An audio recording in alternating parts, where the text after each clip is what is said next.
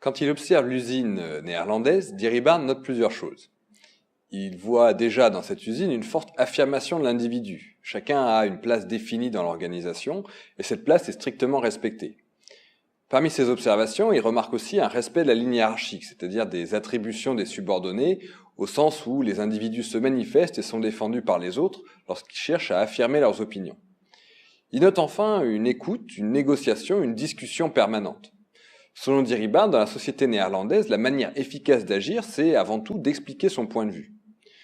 Vous l'aurez deviné, pour expliquer cet état de fait, Diribarne va encore chercher dans l'histoire du pays. Les Pays-Bas ont été constitués comme nation par un accord entre provinces en 1579, c'est l'Union d'Utrecht.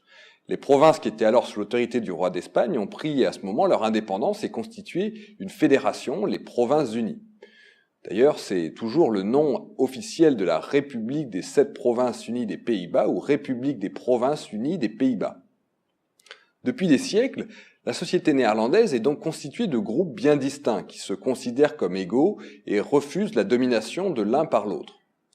Pour prendre juste un exemple, on a environ 25% de catholiques, 15% de protestants et 50% sans religion dans ce pays. C'est aussi un pays très dense où la population est très concentrée. En fait, c'est même le pays le plus densément peuplé d'Europe et l'un des plus densément peuplés du monde. Dans ces conditions, le pays, comme les entreprises, doivent être gouvernés par un accord unanime entre ces groupes, par un consensus. Voilà donc ce qu'est la logique du consensus.